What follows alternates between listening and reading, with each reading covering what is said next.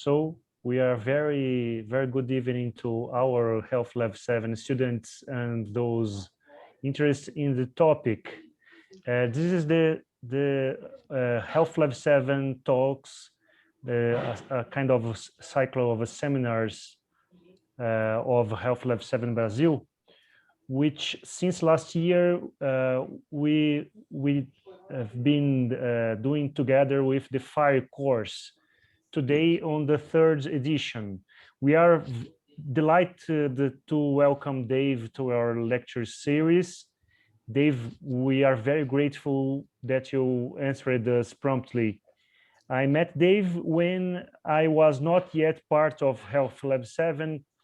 I was hanging out in the fire chat conversations. He asked me what I was doing there and said he once was in São Paulo at the invitation of DASA. Now I will pass the word for our Health Lab 7 Marivan Fellow, who will serve as the Master of Ceremonies with together with Professor Renato. Thank you. Mine, I'm going to talk a little bit about you in Portuguese, okay? Yeah. Okay, so o David, ele é fellow, ele é fundador da Sociedade de Medicina Participativa e um grande incentivador do FIRE dentro do nosso universo, tá? Ele inventou o termo, ele que inventou o termo e-patient, tá? Baseado em quatro características, que é o empoderamento, o envolvimento do paciente, a participação e a experiência do paciente. Tá? É muito importante isso, porque ele fala uma frase muito interessante, que eu registrei aqui, que o FIRE existe para servir às necessidades dos pacientes. Isso é uma frase bastante forte, bastante importante, tá?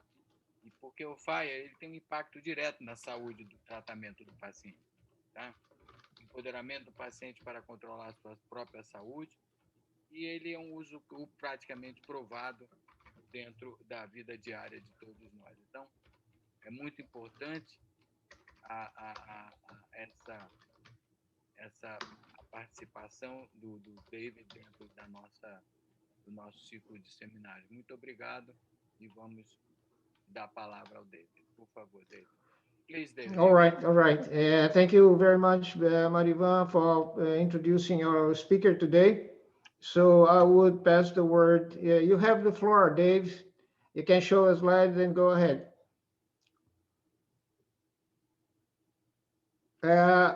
Microphone.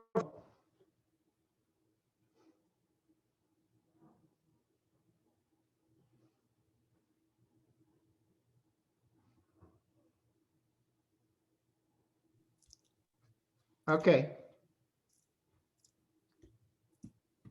You would think by now I would know how to do this. Okay, I'll be in the background, okay? Anything Yes. you wish, I'll be here. Yes. Good evening, and thank you for the work that you are doing and the work that you are interested in. We are in the middle of a big social revolution enabled by technology. And I want to talk to you tonight about why this is important from the perspective of the patient. The title slide here is a little bit humorous, but it's serious. My slogan, my motto, my theme has always been, let patients help.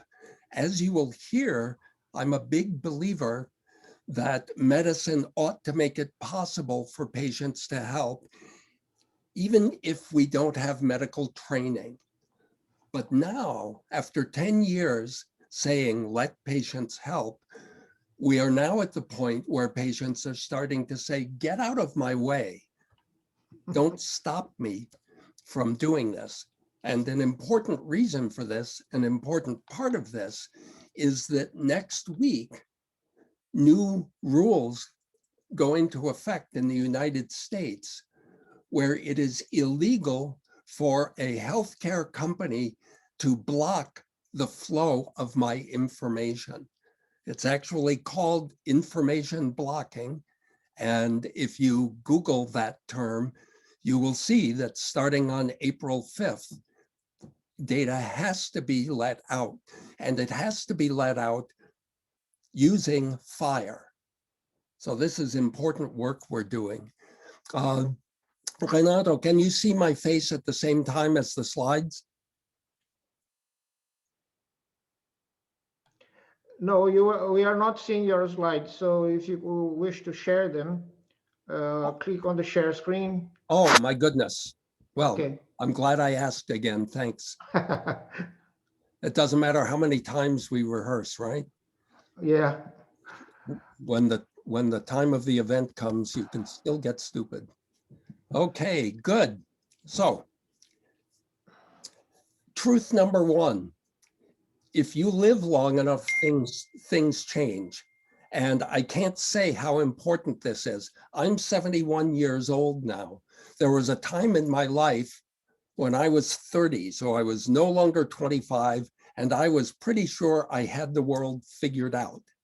And then when I was 40, I thought the same thing. Well, if you live long enough, things change. This is important because traditional medicine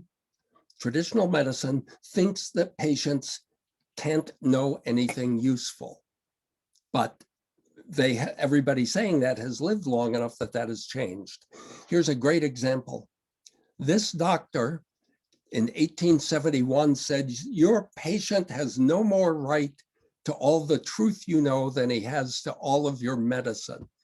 He should get as much as good for him and no more. Well, I disagree with that. That was 150 years ago. Now, here is a great doctor who 100 years after that was saying patients are the most underused resource in healthcare.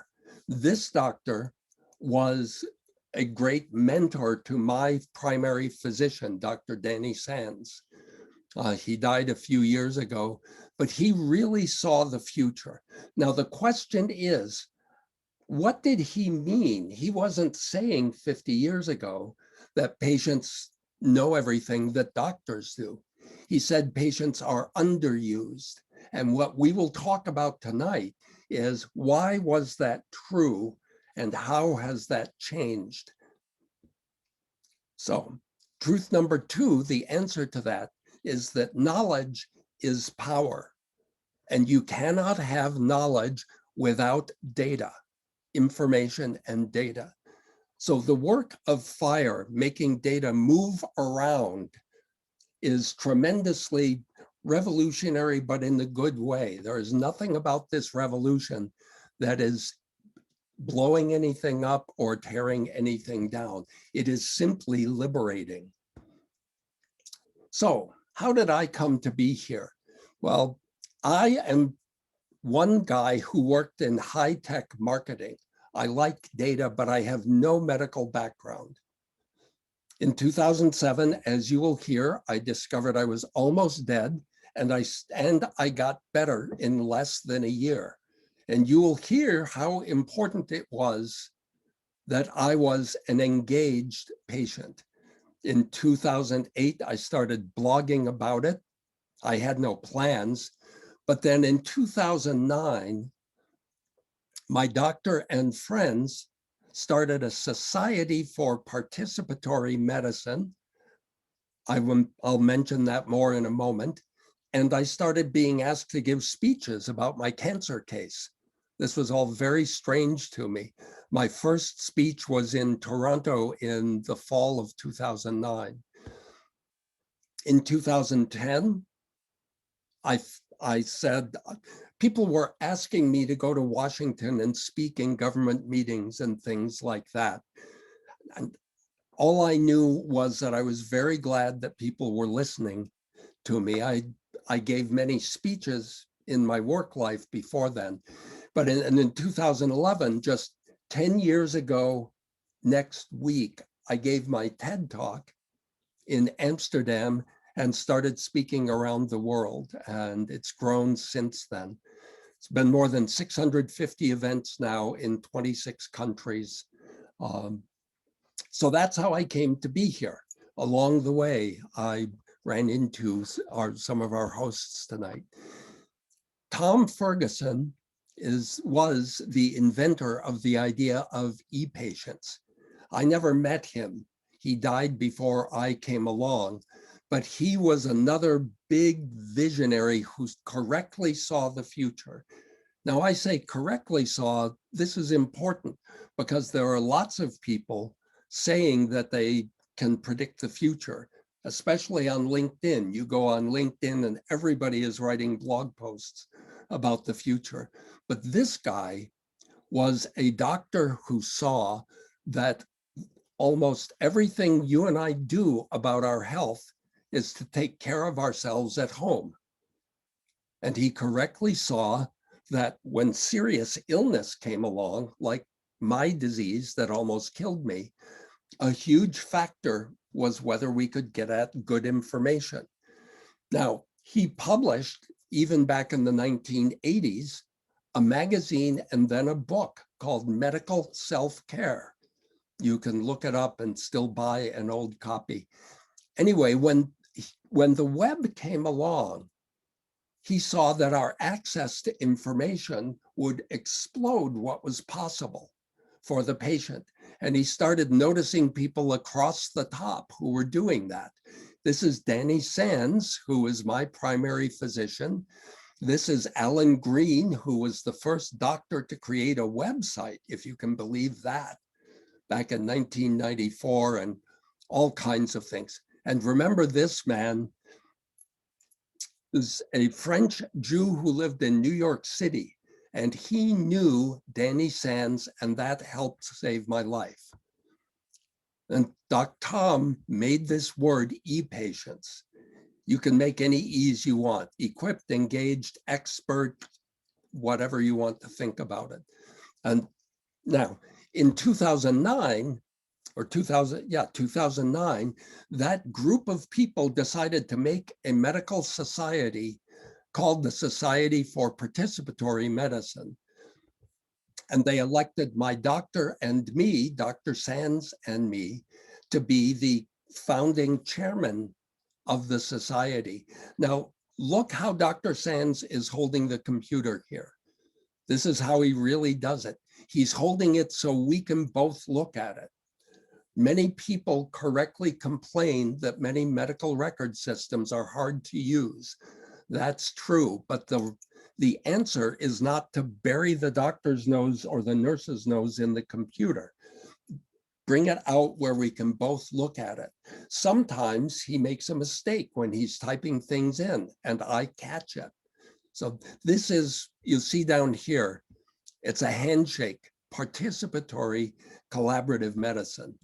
Now, that raises an important question. This is a page from the old homepage of our society. Notice at the bottom, it's a cooperative model of healthcare that requires active involvement.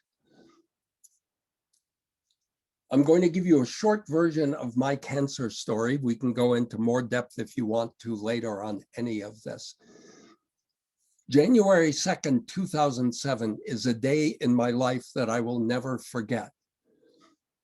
On December 30th, I had had a regular doctor visit, and I said, "Doctor, my shoulder is sore." And so I got an x-ray, and I got a phone call then on January 2nd at 9 o'clock in the morning. He said, "Dave, your shoulder will be fine. There's just a little problem there, but there's something in your lung that shouldn't be there." And this is what they call an incidental finding. They took a picture of my shoulder and incidentally found something else. That caused them to do additional tests, and we found out that that was actually kidney cancer growing in my lung. I went from, I didn't even feel sick, to all of a sudden, I know I have metastatic kidney cancer. It was spread throughout my body. This is a generic diagram, but notice it had tumors where I do, near that shoulder, one in the leg, my leg eventually broke, and another one in the head. It wasn't in the brain, but my skull, and then additional tumors in all these places, and then look at the head again. Just before the treatment started, I had a kidney cancer tumor growing in my tongue, in my mouth. This is how people die from metastatic cancer sometimes. And some people say patients don't want to know how bad it can be, but I'll tell you, I wanted to know. And so I went looking, and I found that the best available data said my median survival was 24 weeks. 24 weeks, 5.5 months. And I remember lying in bed that night, looking up at the ceiling, thinking, why am I sleeping? I had well, they're not crazy thoughts. I thought, what will my mother's face look like when she buries me? And I had to sit down with my daughter and say, this doesn't look good, but we're going to do what we can. After the shock, though, the shock of realizing you're probably dying, some people will choose to get in action. Importantly, remember, Danny Sands knew Gilles Friedman, the Jewish Frenchman in New York, who had created a patient community back when his wife had metastatic breast cancer. And at that time, it had kidney cancer also. Now, this has moved. It's now smartpatients.com. But consider this. Remember, for medicine to achieve its potential, especially in a bad situation, all the available information needs to come together. Look at what my patient friends told me in the first 2 hours. Welcome to the club. Nobody wants to join. We know what it's like. Now, that was surprisingly important. I never knew anybody who had kidney cancer. So all I knew was that it sounded very scary. And here I was talking to people who had the disease and were not dead. That was important. They said this is an uncommon disease. Get to a hospital that does a lot of cases. There's no cure. Now, this was 14 years ago, but this stuff called HDIL2 sometimes works. When it does, about half the time it's permanent. Now, the patient said this usually doesn't work. It has no effect on 85% of patients. But when it does work, about half the time it's permanent. But watch out, because the side effects are severe. They can kill you. See, you'll never see this presented in an ad from a hospital or a pharmaceutical company or anything. This is just what it looks like to the sick people. And they said, don't let them give you anything else first. And here are 4 doctors near you who do this, and their phone numbers. So now consider, my website talks about democratizing healthcare, putting power in the hands of the people who have the problem. We do that with information. Now, this is what patients talk about. And here we are 14 years later, and there is still not a physician website that has this information. You see, when people get to connect with each other and decide for themselves what's important, new things become possible. Now, remember this one point: the side effects are severe, because it turns out that them saying that helped save my life. To make a long story short, surgery and this HDIL2, high dose interleukin 2, worked. And I was diagnosed in January, and my treatment ended in July. 6 months from diagnosis to end of treatment. And here I am 14 years later. Here is from a CAT scan, one of the tumors. I had 5 tumors in both lungs. This one was the size of a golf ball. And 6 months later, well, no, this was 50 weeks later, it had shrunk. Immunotherapy, interleukin is an immunotherapy, is incredibly strong when it works. The doctors did not have to cut me open and take out these tumors. The immunotherapy killed them all throughout my body. Of course, they cut out the primary tumor, the kidney, but the rest all went away with interleukin. Now, so I went about with my life, and here's where we start to see the culture change happening. Because in 2013, the BMJ, the British Medical Journal, one of the best journals in the world, said, Dave, we think your story should be published. Now, this wasn't my idea. They said they thought that this is important. Now, I mentioned things like this, doctors like Warner Slack, the BMJ, and so on, to show that I am not somebody who rejects medicine. Right? I respect medicine, and the best of medicine is recognizing now that the patient view is important and should be done. So consider this, okay? Here I am. They asked me to write this thing, how the e-patient community helped save my life.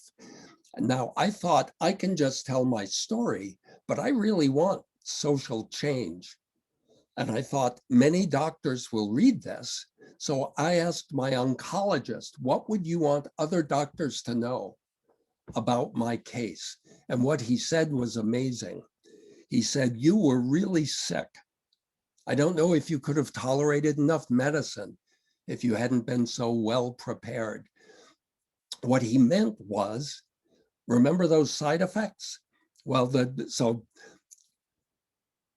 a passive patient will sit back and say, I hope the side effects don't kill me. I understand that. But I said to the doctors, okay, so these side effects are dangerous, right? And they said, yes. And I said, so what can I do to get ready to fight back?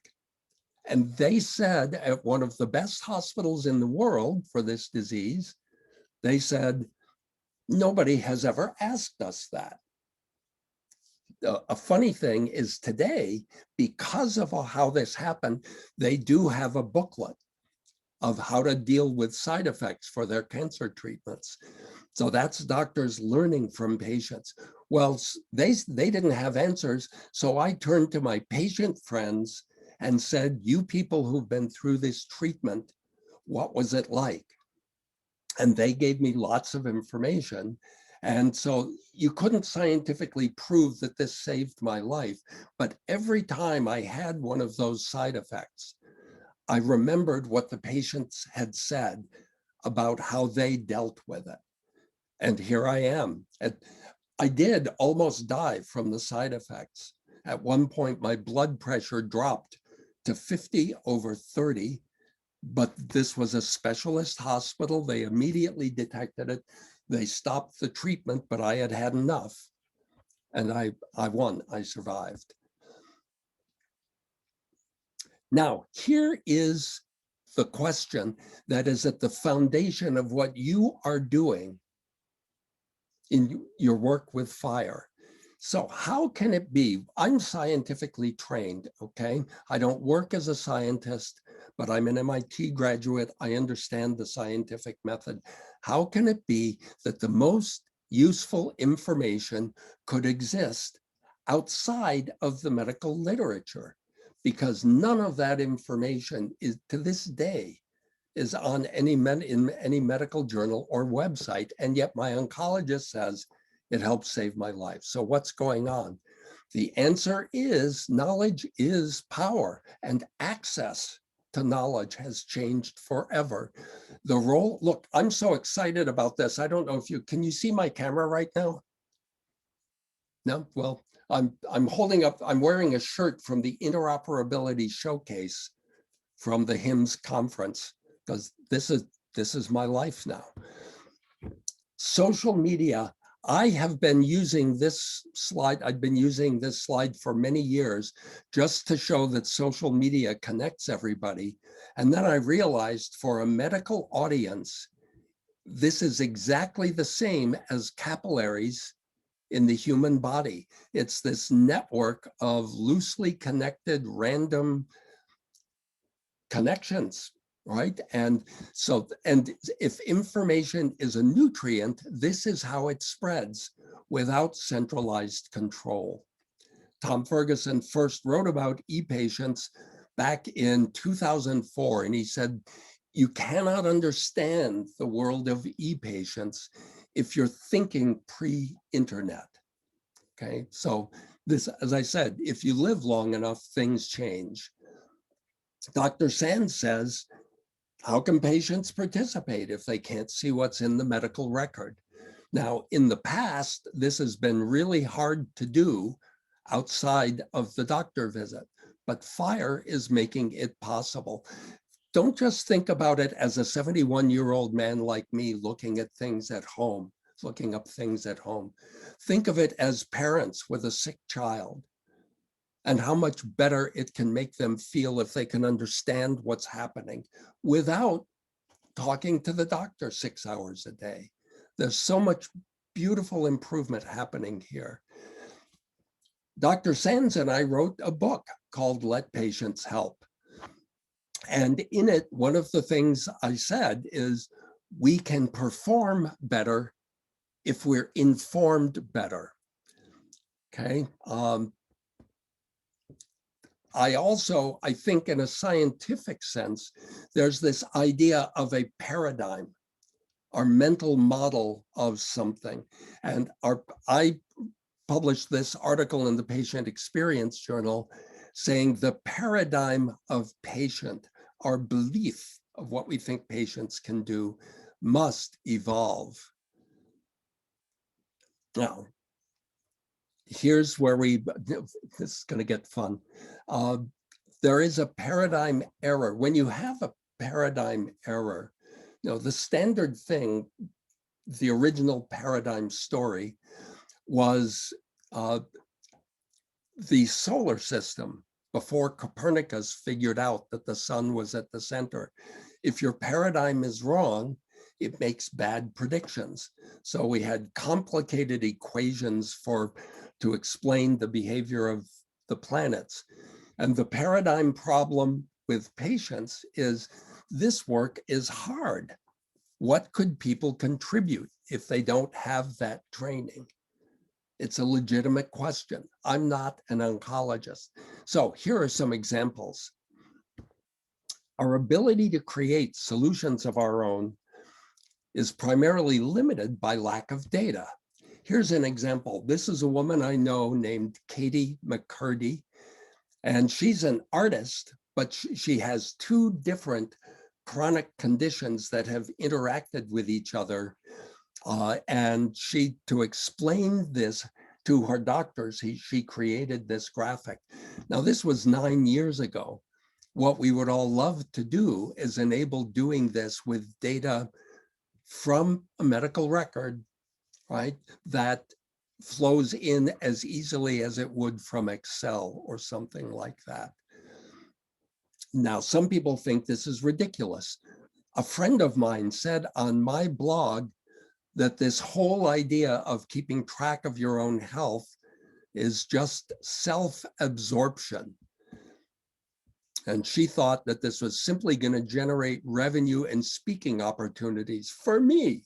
It's like, well, thank you. But look what happened instead. I don't know if you've heard of the Open APS, the Open Artificial Pancreas Movement. They have a hashtag, "We are not waiting." These are people with type 1 diabetes who are tired of waiting for the industry to give them an international or an artificial pancreas. So they invented one themselves. I'm not kidding. Look up Open APS.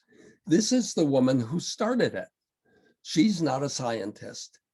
She works in public relations, but she is very motivated. She has a digital insulin pump and a digital glucose meter, and her boyfriend, who is now her husband, saw her doing many calculations every day, and he thought, I could write a program to do that for you. And they did, and it grew.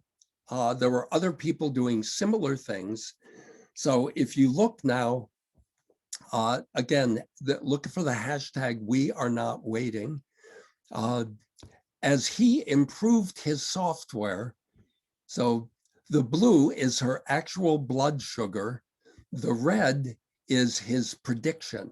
And notice that as he improved his prediction, it got to where he was very, very close to her blood sugar, what her actual blood sugar was. And then they connected the devices through a small pocket computer. And that runs the software. Look at what these users are doing now. They tweet this. See, they tweet with the OpenAPS hashtag. It used to be that their blood sugar, this green line, would bounce around overnight.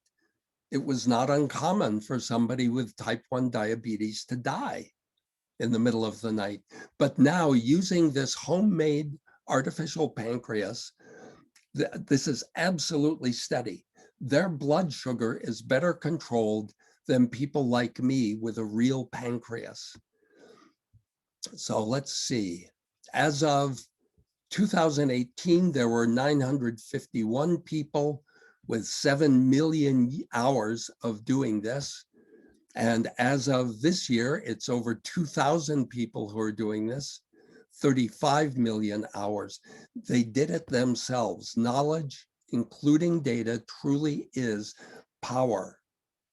The most heartbreaking part of this story, as I learned about it, again, it goes back to parents and their children.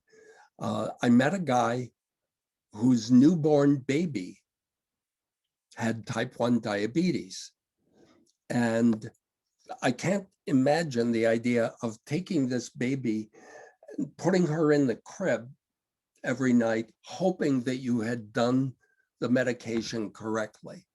Now, with OpenAPS attached to that baby, not only do they know the baby is going to be okay, but they have data from overnight about how everything worked.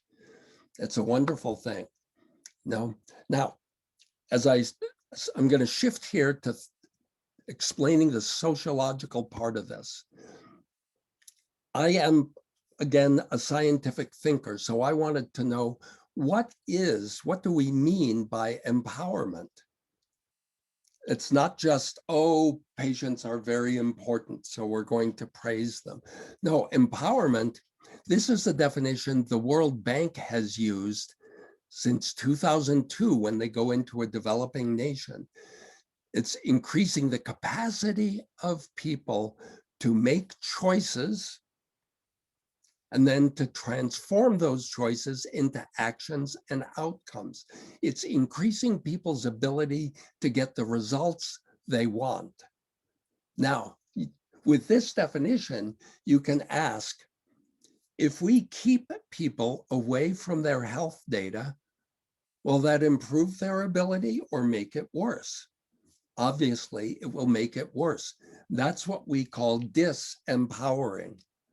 But if we increase their access to knowledge, it improves their ability to get the results they want. That's why we say that patient empowerment requires access to the health data. The flip side of this is it's perverse to keep someone away from their data and then say they don't know anything. That's ridiculous. That's the old school thought. Now, people will say, okay, Dave, you're like that, but my patients don't want to know anything about that. Well, here we get into culture change. Culture change is real. I've got a fun story, 2 fun stories here. It's the future, but it takes time to get there. Some people will say, well, wait a minute, I just had a new idea. Where are my results? Well, this is what men used to think about women. In the United States, back in 1912, there was an item on the ballot to let women vote. And this organization was opposed to that. And look at their thinking. Their number one reason for saying no was because 90% of women weren't asking for it. You see that? It's exactly the same. These are people who fail to see the future. Because today, I mean, it took time around the world. It's clearly a mental error. Here's another beautiful example. In the famous Boston Marathon back in 1967, this woman was running, and it was not legal then for women to run in a marathon. The organizer jumped off the truck and tried to throw her out, saying, "Get the hell out of my race." Well, what everybody was saying then is, this is ridiculous. Girls are not athletic. They were seeing the world that had been. They were not seeing the emerging world. But then if you remove constraints, right, what happened 5 years later was a law called Title IX that said that all school sports had to be equally funded for girls. And what did we have? 27 years later, the American women's football team won the World Cup, right? And the real fun is that then in 2017, that same woman wearing the same number 261 ran the marathon again.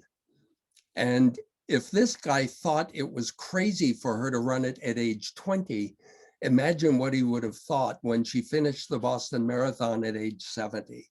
See, you don't want to end up having paradigm errors, leaving you unprepared for the future. I will try to get to discussion pretty quickly, but there's another important thing to mention. It's called Open Notes. It's at opennotes.org. That's where the patient sees everything the doctor wrote in the EMR to other doctors and nurses. This is a friend of mine who works for them. Her name's Liz, and she published this great explanation of the difference. So this is what the doctor wrote for one of her doctor visits. Very detailed. You can see all the medical words and so on. But when she checked out, this is all that they gave her at the end of the visit. Sorry. So just a few little pieces of information. Obviously, this one, the visit notes, are empowering to her. So the original Open Notes study was published in 2012. They started this study because many doctors said it was going to be horrible that patients would take up all their time with phone calls and questions. But what actually happened, 99% of patients were not scared by what they read. They wanted to continue. Some number of doctors preferred not to, but when they saw all the other benefits, not a single doctor stopped. And you know, this is amazing. The doctor who designed this study said in his whole life, he has never seen anything where 100% of doctors and 99% of patients all want to do it. Right? Now, you might say, in my country, this is not how it is, right? But that's the way it was with women voting. Also, it took time to roll around the world. You take courses like this so that you will better understand the future than the people who didn't take the course. And amazingly, it was so popular that 85% of patients said availability of notes would influence who they want for their doctor or insurance. It takes time, but it is the future. This on Wikipedia, you can look up the timeline for when every country let women vote.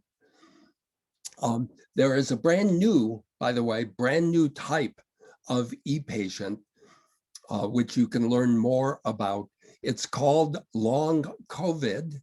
which I'm sure is in the news where you are, or long haulers. And the important thing is that, so these slides are from several months ago. They saw that doctors were not recognizing their condition. So they organized online.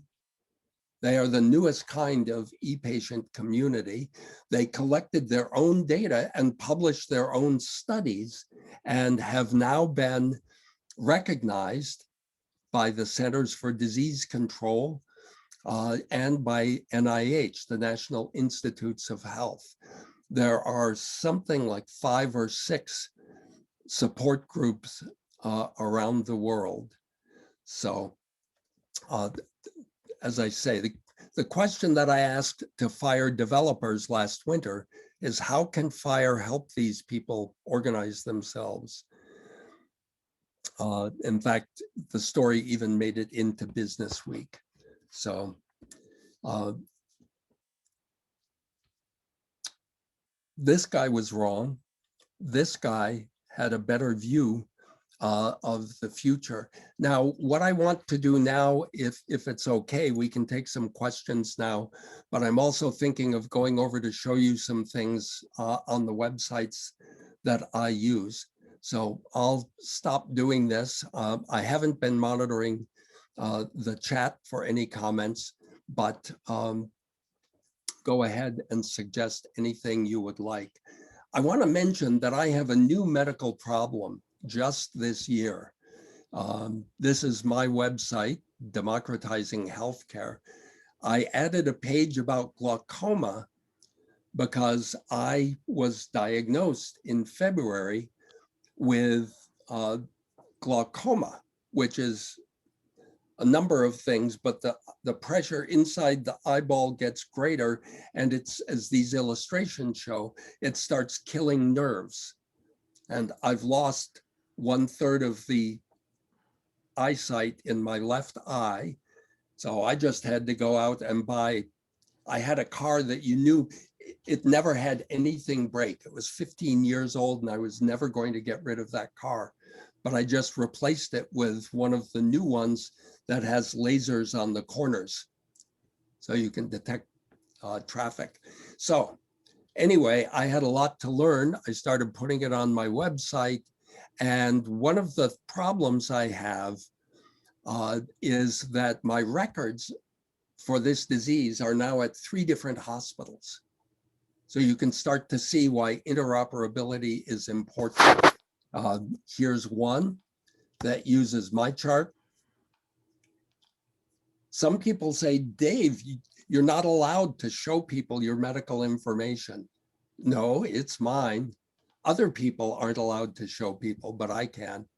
So I can go in and see from my past visits. In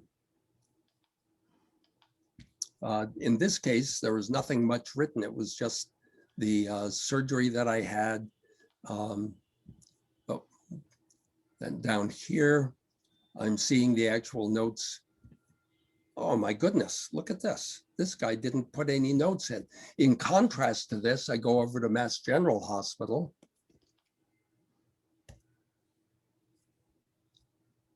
And I have very detailed notes here about each visit.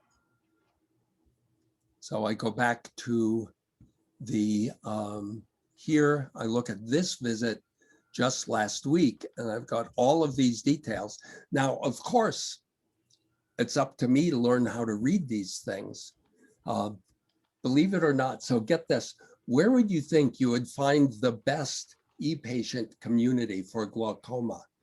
Well, I looked and I looked and I looked, and believe it or not, it's on the chat website, Reddit, which is known for having a lot of stupid people as well, but it turns out they have a very good community for glaucoma. So I posted a question yesterday and got lots and lots of responses from people about what's going on. Now, because of the problem of bringing together data from different hospitals, I now use an app called My Links, and they go to all the hospitals and pull it all together. So this will take a moment, but after I log in here, you'll see that FHIR pops up. Oh, come on, it's going to be difficult with me. It's always this way in the demonstration, right?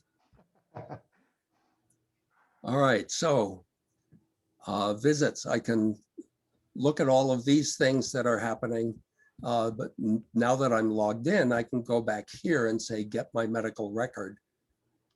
Oh, well, all right, so this is why we make slides instead of live demonstrations. In contrast to this, this is my local eye doctor. Their data isn't accessible by FHIR now, and nor is my main hospital where Dr. Sands works. So we're in a world where I can get part of my data pulled together, but other parts I can't yet. So I think at this point, oh, let's see, what else? I wanted to mention HL7 created a patient empowerment work group more than a year ago. And you can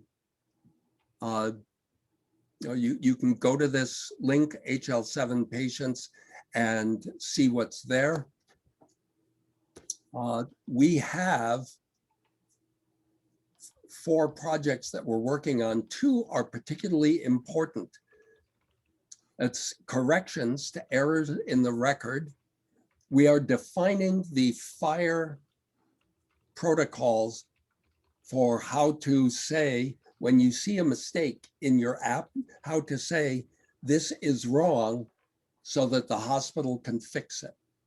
And we have another project going on, which is important for long COVID, about patient contributed data. So the way this all works is that the FHIR community is constantly adding new things to FHIR so that people can implement more and more complicated things in the real world. So we just had our weekly meeting.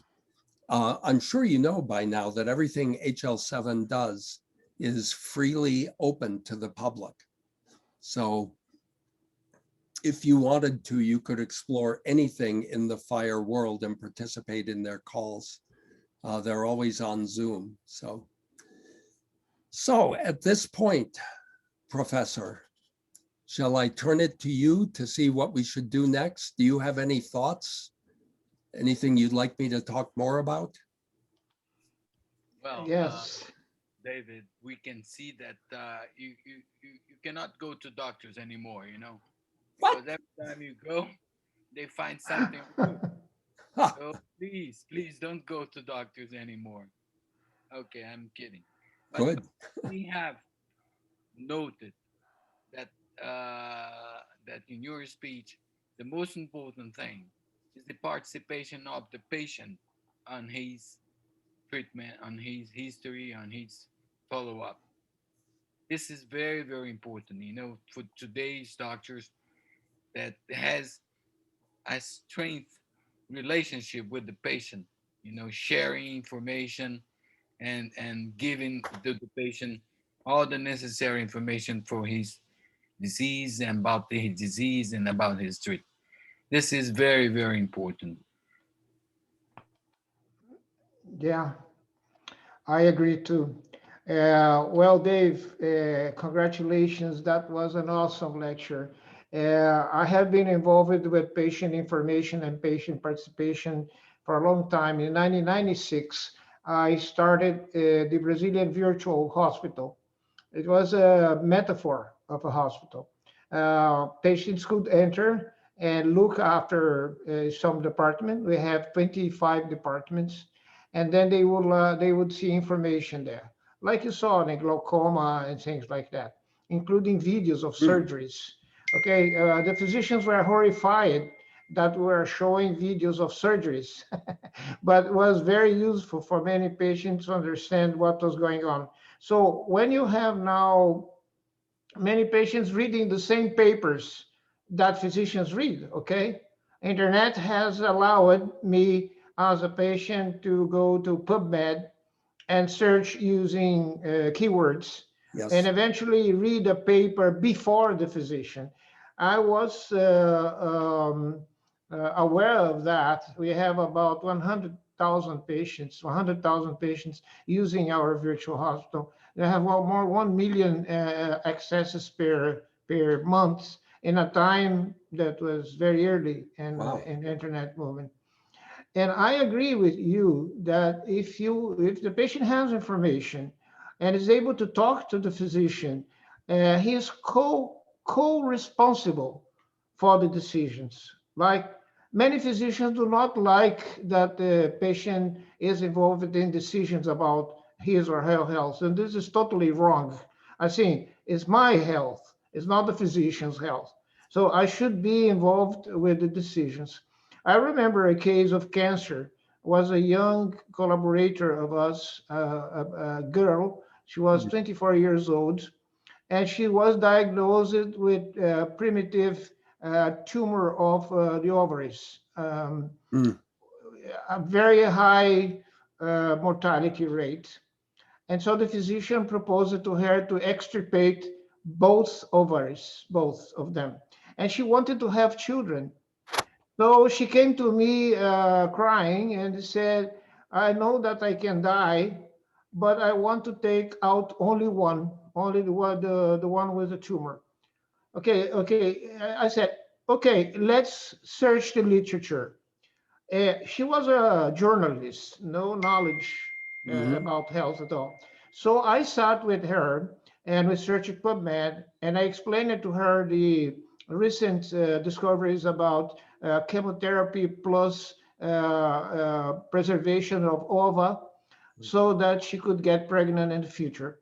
And so she decided, I will run the risk. I have only one side operated upon, and now she's a mother of two beautiful girls. So actually, she survived it. The unilateral operation was successful. She did even need to preserve the ova to make artificial insemination. So sometimes the physicians are too pessimistic, and we see that prognosis is a very hard science.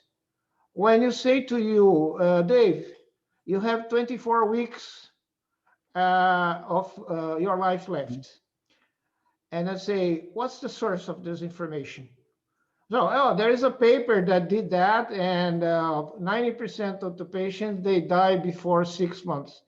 I said, but Dave is not 60% or 70%. Dave is Dave, Exactly. right? Yes. So yeah, you are wrong because prognosis is for collective decision, meaning that applies only to populations. They do not apply to people. People are individual. Now you have precision medicine.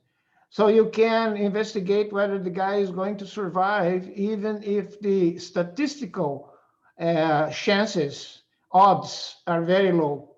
Don't you agree with that? Well, of course. And I hope what we're doing here is conveying to your students that it really is wrong in a number of ways to put full priority on what the physician is thinking, because that puts all the burden on the physician as well. You know, your colleague, Danny Sands, who's my doctor, says this is an unfair burden. We ought to share the responsibility. The other thing that happens here is, and I'm going to show some slides from another project just for a moment. So this is an article from the Sloan Management Review 2 years ago at MIT. When patients become innovators, contributing their skills and so on and so on.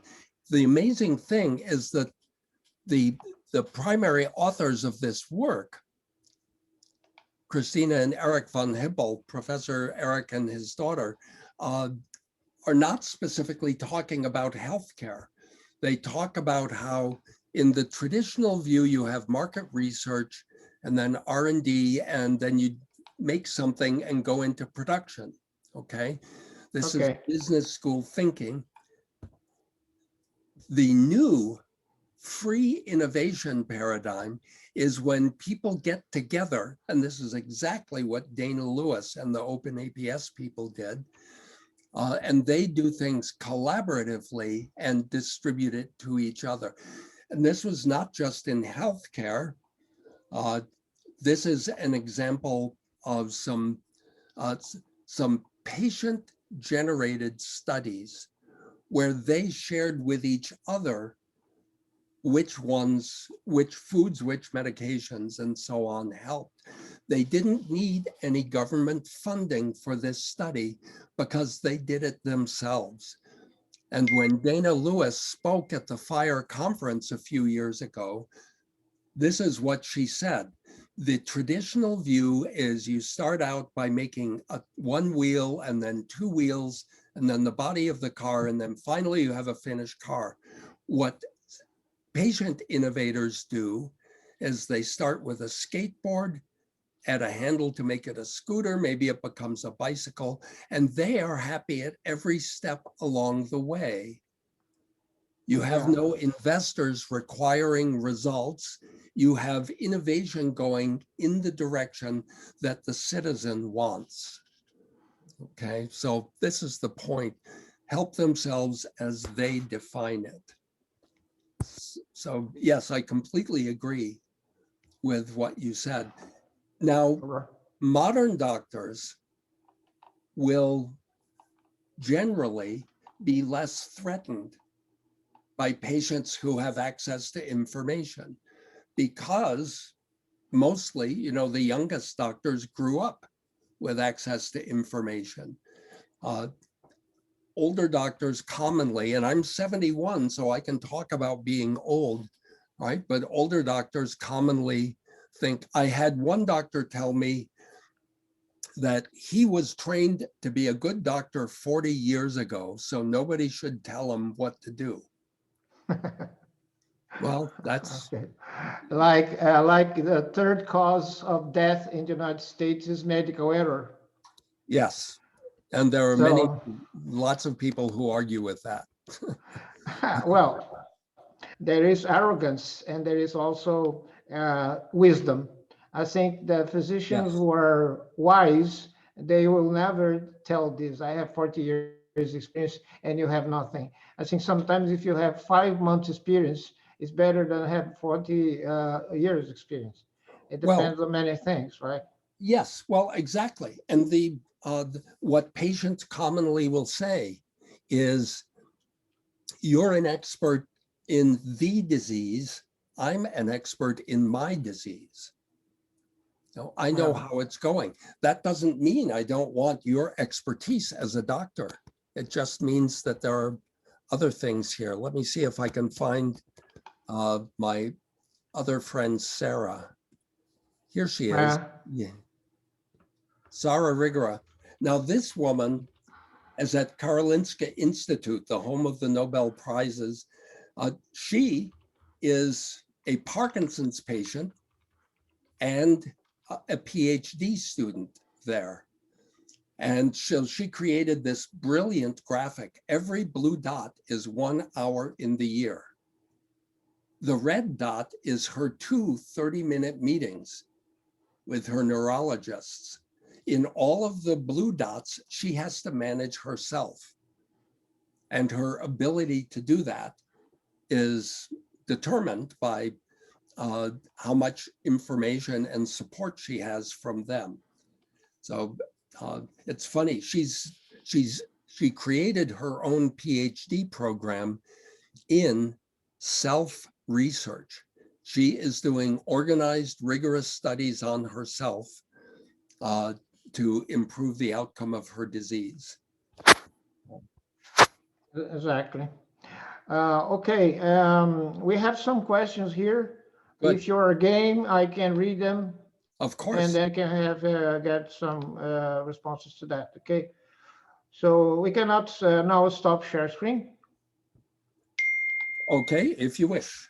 Yeah, it could be, yeah. Okay, So good. we appear in full screen. Okay. No. Then if you wish to show more slides, no problem, okay?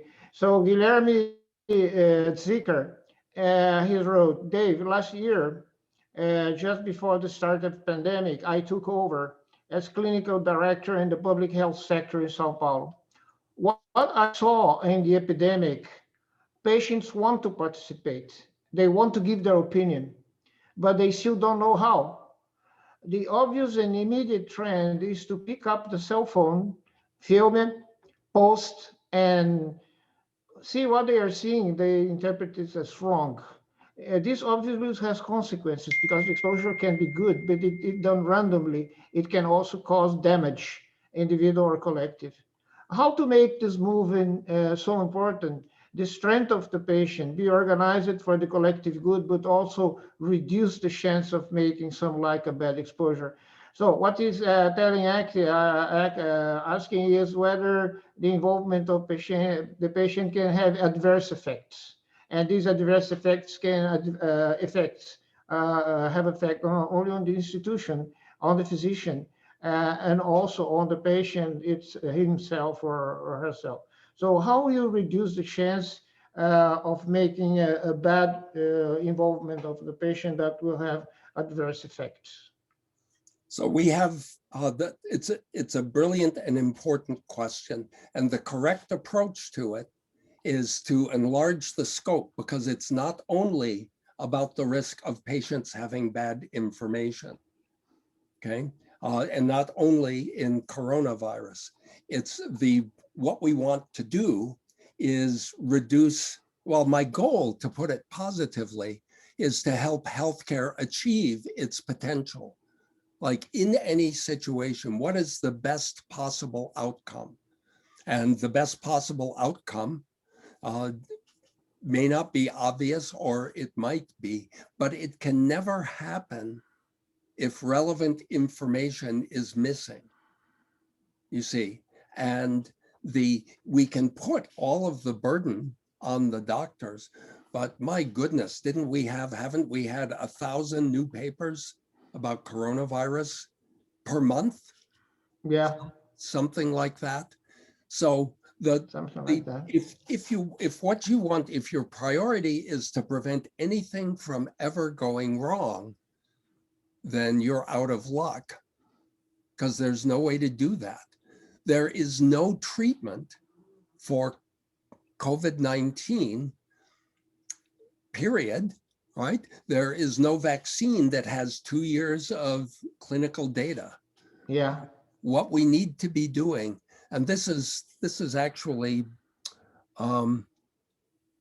so there's a brilliant slide that I don't have right here, but if you want, I can dig it up later, that talks about the half-life of medical information, right? It expires, its usefulness expires. So somebody who was up to date 10 years ago is in big trouble today.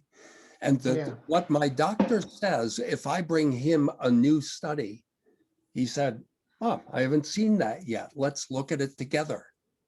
Right, exactly. And when he shows me what, he calls it up on his computer and he says, this doesn't look very good. Oh, this is interesting, right? He's teaching me how to be better on my own. There's no easy answer, but there's no question this is the way of the future. Like we say in Brazil, the physician must wear the sandals of humility. Humble. He must be humble in order to accept a non-trained, not medically non-trained person trying to talk with him at the same level.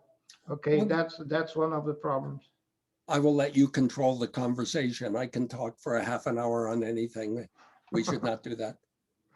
Okay, so Dr. Nils Andrade, who is a HL7 member, she works in interoperability in the International Patient Summary, a very interesting working group that we have here. And we also we have a group on care transition. You know, HL7 works a lot on care transitions. standards like FIRE or version 3, whatever. So she says, it was an awesome lecture. I really appreciate it and learn a lot. My question is that we must agree that knowledge is power, but it depends on accurate data, which is exchanging. What we're seeing in these COVID times, we are facing a lot of misinformation.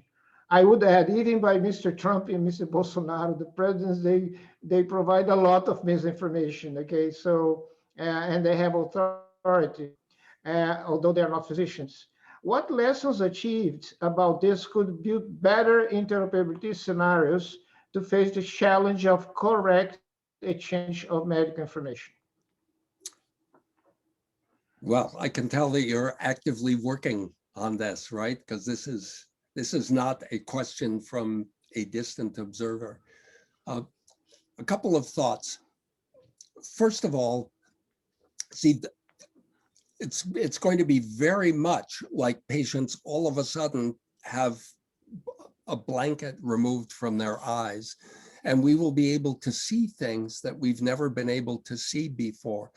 The first thing that happened for me when I started seeing my notes at my hospital was I found mistakes. And this is really ironic if we're worried about patients making mistakes, but there are mistakes in our medical record that were put there by doctors and nurses. So in my case, I saw a chest x-ray report that identified me as a woman. I don't know where they got that idea. It certainly wasn't going to do me harm, but my mother, you talk about transitions of care, you will understand this very well. A few years ago, my mother, who was 86 years old, had a hip replacement. And when she went from the hospital to the rehab place, they didn't have interoperability. So her paper chart was carried over. And where it said hypothyroid, in the new system, they typed hyperthyroid. And this was fully trained medical transcription people, but with human error. The consequence there, it could have killed her because the best doctor in the world could have looked at that and given her the wrong medication. Okay, but my sisters were there and they are e-patients and they said, right, could we see the chart? They looked at the chart and they found the mistake and got it fixed. So there you have, right, patient engagement, improving chart data quality, which avoided an error and improved outcomes. I get so excited every time I think about this because, well, my mother's 91 years old. No, today. me too. I think this correction of errors in the processes and in the medical records is very important to survive in a hospital today. Okay, very, very important. I have many stories to tell that hospital that implemented when they're going to infuse drug, they show to the patient, listen, this is your name here, this is your name. Yes, right. Okay, yeah, I'm going to inject you with that. Are you okay with that? This is the physician that ordered that. Are you okay with that? Okay, so they note this down in the medical record that the patient agreed for a very simple injection, because this increases a lot the patient's safety. Okay, so right information, the correct information Yes. is very important. And the patient has a big role in that because he can catch errors that other members of the staff were unable to catch. So I think this involvement is very important, and Open Notes is a huge progress, and we intend to bring it to Brazil. Okay, so far we don't have any medical records which has this Open Notes capability. And I love to see that happening. I just heard last night about, I think it was someplace, I don't remember where it was, but most of the doctors in a hospital that newly started doing Open Notes were not very active about telling their patients about it, but one was. And the reason, it turns out, is because he had had cancer. So he understood why a family would want to see the notes. And it's, I want to show you one other thing very briefly about this. I'll just share my screen for a moment. Hang on a second. Here it is. So you're seeing this now from the Wall Street Journal? Yeah, Okay. sure. So the first project that our patient empowerment work group is working on is corrections to the medical record. This is really important. In this Wall Street Journal article, they reported on a study that found all these details you can look up, but more than 80% of people's charts contained a mistake. Now, they weren't always huge mistakes, but what are you going to do? Are you going to tell the doctors to stop everything that they're doing and go fix it? No, that makes more sense. No sense. If you let the patient and family come look, right? That's much better. You share the workload and you get people more involved. So, Of course, patients must have a better knowledge about health in general. I think the literacy, health literacy, this is very important that the patients are able to detect error, for instance, in a lab and the yes. lab results. Okay, we had a patient, he had thyroid cancer, and he monitored every 6 months the thyroglobulin, and usually was below detection level, which was good for a guy who had a total thyroidectomy. So, but then one day it came with a huge number, 70 times more than expected. And his wife was scared, the kids were scared. Oh, your cancer has got back. And this guy, he read a lot about his cancer. He said, no, this is an error. I would have to have a tumor the size of my head. So, oh, how do you know that? No, I know. I read the paper that says what the allowable thyroglobulin levels for a total thyroidectomy patient. So actually, he did again the lab, and it came correct. It was really an error. And of course, he could get stressed out. He could get commit suicide. I don't know. So this is important information. We like it very much what you showed us, that aggregation site that picks information for many sources, okay? Yes. And put under centered on you as a patient. So one of our collaborators, Italo, who is a very good programmer and is responsible for connectatons. He is the boss. We do connectatons in Brazil too, okay? HL7 fire. So he said that first in fire, we have a field called observations. So observations can be done by the physician or can be done also by the patient. So you have, fire has provided for essentially for the patient originated information. I didn't know that, but it's very important information. And now he commented in the site that you showed us that is using smart on fire, right? You know what's that, right? Smart on fire. That's not One of technically the yeah, okay, yeah, we don't have much smart on fire in Brazil. It's still beginning. How is the smart on fire apps? How's the picture in the United States about the use for that? I can't answer that. I don't know enough. I do know everywhere I go, everyone is talking about smart on fire, but it's not the part of things where I participate. Yeah, I think that Guilherme has some information about that. Okay. Quantitatively, I don't know also, but I know that smart on fire is very important Yes, of course. standard in the United States. Particularly for mobile applications, right? Yes, Smart on Fire is a game changer. It becomes with the provocation of how do I access not from the hospital, but outside the hospital, Yes. my clinical record, and so this has a huge consequences, and finally the idea of having the smart on fire is also the idea of fire itself. Yeah. Before smart on fire, I think that's the concept is it's very game changer. You know, I want to It mention is. something from the beginning of the web. 25 years ago, I know some of us have not been around that long, and some of us have, but this is an indication of the predictable change over the next 10 years. When the web was brand new, data was stored in different computers everywhere and had no way of merging. So for instance, if I went to an early airline website, their database of available plane seats could be wrong.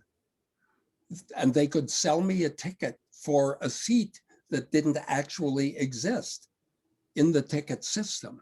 And it took 10 years before they all started looking at the same set of information.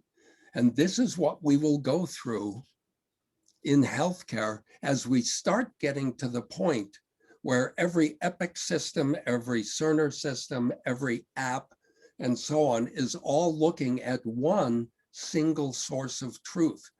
And until then, you'll get situations where, for instance, my friend who wrote that MyLinks app, she keeps having to tell the home where her mother lives, no, she's not on that medication anymore, right? So this is the work. People who are learning about HL7 and fire right now, this is the world we're going to be building. And it's very important, and it will make a very different world for our children and grandchildren. Mhm. Yes, fantastic. You are providing us, Dave, with very important information. We are still in Brazil, a very primitive state regarding sharing of data. Sharing of data is mandatory in Brazil. Okay, there is a law that states that the data it's a property of patients, and patients for a long time now, since 1988, we have a thing called habeas data. Habeas data in Latin means I want my data. So yeah, every citizen has the habeas data right. Is a human right. Is a basic human right in Brazil to have your data somewhere else. And then physicians and hospitals, so on, healthcare plans are mandatory that they can provide free of charge any information that is stored in paper or electronic, whatever. So given this, the physicians are reluctant to share data. They are reluctant to share data with colleagues, with other physicians. Sometimes they say, no one will read my patient history. It's mine. No, it's not mine. No, it's not yours, sir. It's not yours. It belongs to the patient. If the patient agrees in writing that she or he wants to have their data shared with other physicians, other attending physicians, or other healthcare professionals, you must comply. Okay, so uh, regarding this, they don't like to be watched. They don't like to be evaluated. I mean, physicians in general, not only physicians, but let's take example. So one question here for Vladimir is there was a startup in Brazil that uses computer vision and artificial intelligence to watch if the physicians were washing their hands. Okay, so it used artificial intelligence watching the hand washing stations and see whether the physicians would wash their hands and the prescribed time, duration, and the prescribed technique. And using artificial intelligence would provide a list of physicians who did not follow the rules for washing their hands. So the project was rejected in an important Brazilian hospital And the reason was that physicians weren't happy to be watched. What do you think about this matter? Oh my goodness. Well, I would say that that idea was doomed from the beginning. Yeah, I think so. I mean, let's be honest. Would you like to have that operating in every men's room where you go? With perhaps there's an automatic tweet saying Dave left the sink in 20 seconds instead of 30, right? With a link to a video. Now, you always, when there is much more information available, you get some people who will do good things and some people who will do nasty things and some people who will do stupid things just because they can. This is a characteristic of opening data. It's not a characteristic of opening health data. So what I want everyone to do is be thoughtful and responsible about what they do with data, because this is a new world and bad things can be done that will hold back progress and good things can be done. I want to share my screen one last time for one quick thing. Okay.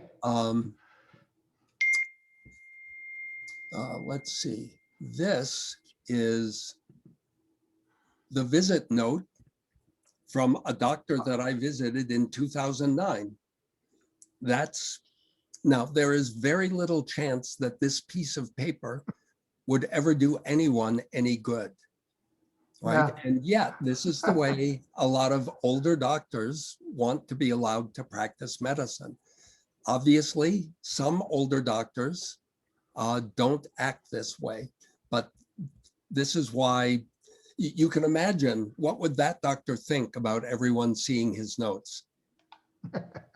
Yeah, actually, the medical ethics code in Brazil forbid physicians to write in an illegible manner. So it's considered bad medical practice, not only, but also medical error or medical negligence or things like that. But even so, many physicians persist in using illegible handwriting, and they actually are proud of that. Because there's some kind of tradition. I am a professor of medicine for 52 years, okay? And I can see you that one of the things I like about retiring from that is not correcting students' examinations anymore, because it seems that they train to write illegibly during their course. It's considered a kind of identification for the physician that is a joke, but it's not a joke. I know. Actually provokes a lot of things. Huh? So we are reaching now the end of our wonderful and very illuminating talk with you. And I have only one last question. I show you a paper I recently wrote. Sorry, it's in Portuguese, but I'll translate this individual Journal of Telemedicine and Telehealth.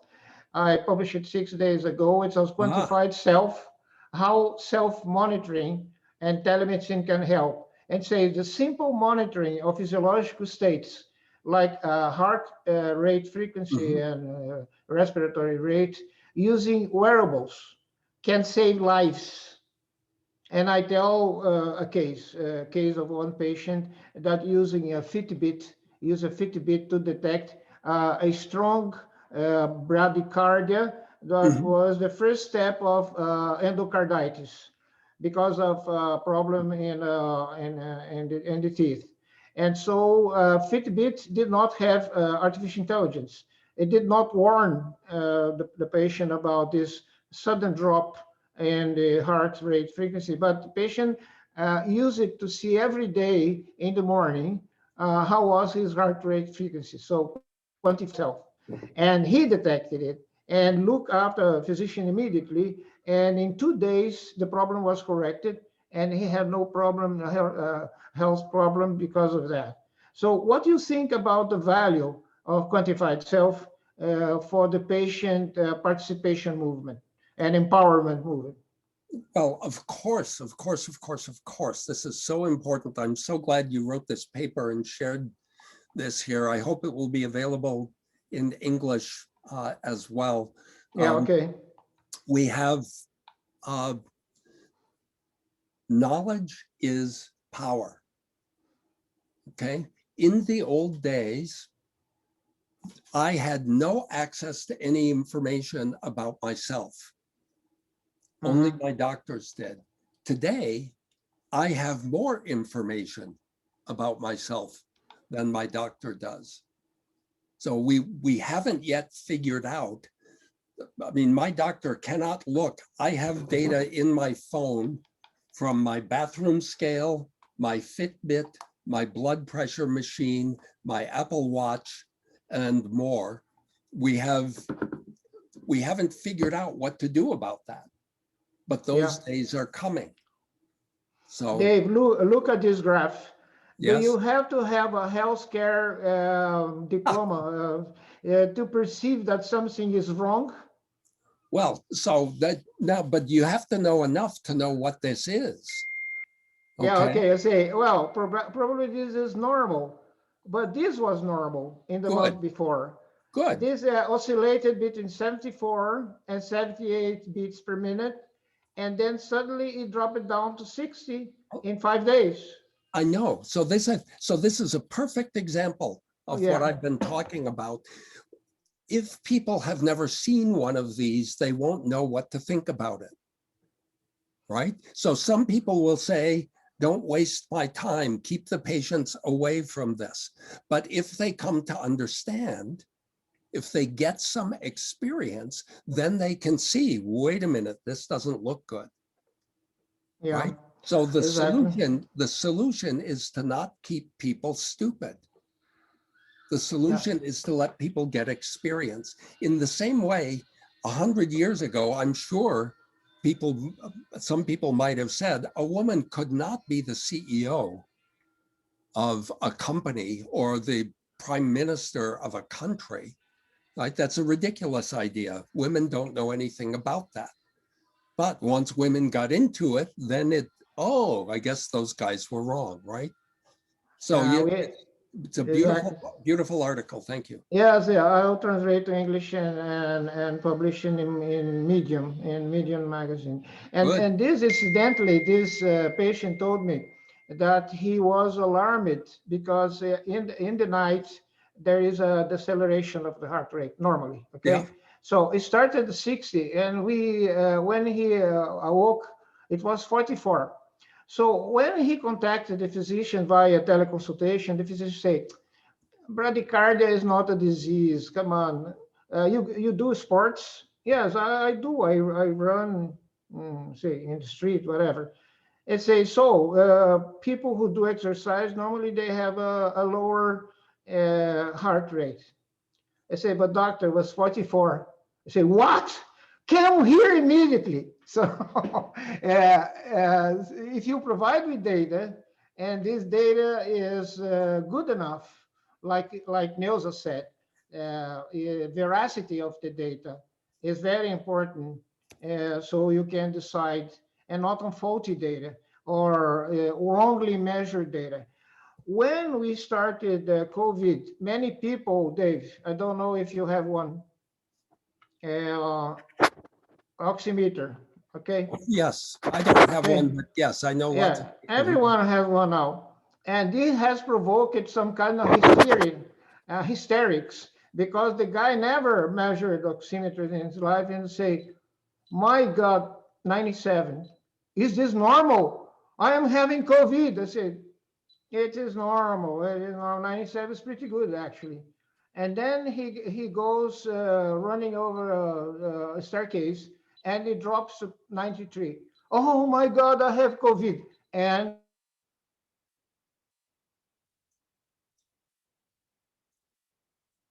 I think you froze up. I can't hear you anymore.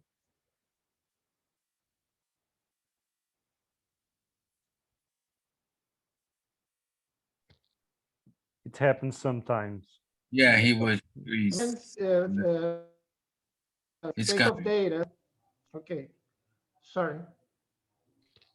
No, sorry, it was a hiccup.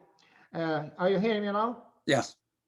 Okay, so he said, when patients have too much data, they can get into a panic, and then we pay the price because they will phone the whole day over saying that their saturation, oxygen saturation is this and that and so on. There's actually a friend of mine who is a pneumologist, strictly forbade the patients to use oximeters in their home. What do you say? Or forbid them to talk to him about it anyway. Right? Yeah, okay. So Vladimir said we must provide some kind of artificial intelligence to detect what really departures from normality are significant or not. Otherwise, the physicians will not be able to process huge amounts of raw data because they have 2,000 patients, and every patient sends in 2,000 points per day, unprocessed 2,000 points per day. So when you have monitoring, you must be careful about how you are going to monitor, what are you going to monitor, and provide some intelligence, because raw data, can be very variable. Please write these apps, write that software. Okay. So remember, in the early days of aviation, in the 1950s, when I was a little kid, the first jet planes came along and they were going faster than anything ever did. And so they started bringing more dials onto the dashboard at the front of the plane, and the pilots became overwhelmed with information, and there were more crashes. And what aviation realized was that the precious quantity was not the data. The precious item is the pilot's attention. Yeah. They exactly. wrote software, they developed machines to take this information and figure out what needs the pilot's attention. This is the work we'll be doing. You must have some kind of focus on the data so you can interpret it correctly. Okay. Yes. So this wearables movement was actually made for the patients, not for the physicians. But many patients collect this data on online personal health record. You didn't speak anything about personal health record, but we can, in the next time, have you again with us, speaking about the value of personal health records. Okay, for instance, I have one and I love it. I put all my information there. But one thing is important is interoperability must also be adopted for medical devices, for wearables, for sensors, and so on. What we have now is a very chaotic situation. For instance, one of my friends who are professor of diabetology, of diabetes research in my medical school, he has about 400 patients of very difficult to control type 1 diabetes. So all the patients, they have these small monitors that you showed that lady, okay? The artificial pancreas, which is called a continuous glucose monitor, CGM. So they wear this in their body with implanted sensor under the skin, and this every 5 seconds or so takes a measure of blood glucose and put this in a curve. So actually what he needs is that an interface with every device available in the market. He opened a drawer and showed to me 5 different cables, 20 different glucometers, and he had in his computer 20 different softwares for processing for his patient. He's gonna get mad all the time. I mean, who can deal with that? It's not possible to have one single standard that reads every glucometer available in the market and shows this to me in a single software, not 20 different software, but in my my electronic health record in my medical office, you say, yes, that would be ideal. Yes, I can only say that. Yeah, that would be ideal. Yes, but who knows? This is exactly the same that we had 25 years ago with all kinds of external disk drives for computers. Every one of them had a different interface card that you had to physically put in the computer. Now, that led to an enormous consumer pressure for what became USB, so that there was a universal serial bus to plug things into. You're exactly right. The world we're in now is like the earliest part of the internet, and it surely will be working towards distributed knowledge. So, Okay.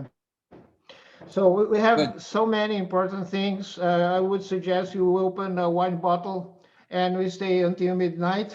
No, I'm joking. I'm joking.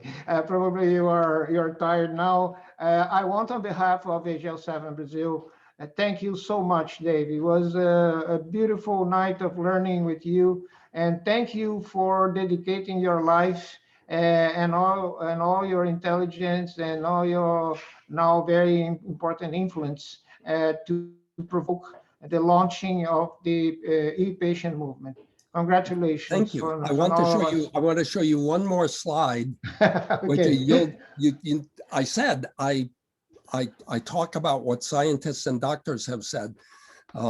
This man, Max Planck, won the Nobel Prize in 1918 for discovering quantum mechanics. And at the end of his career, he wrote a scientific autobiography where he said this: a new scientific truth does not triumph by convincing its opponents, but rather because its opponents eventually die and a new generation grows up that is familiar with the new truth. So if that's good enough for Max Planck, then that's good enough for me. I guess I didn't share my screen for that, did I? Not yet, not yet. That's okay. That's, well, I mean, don't worry. We can let people go. Oh, all right.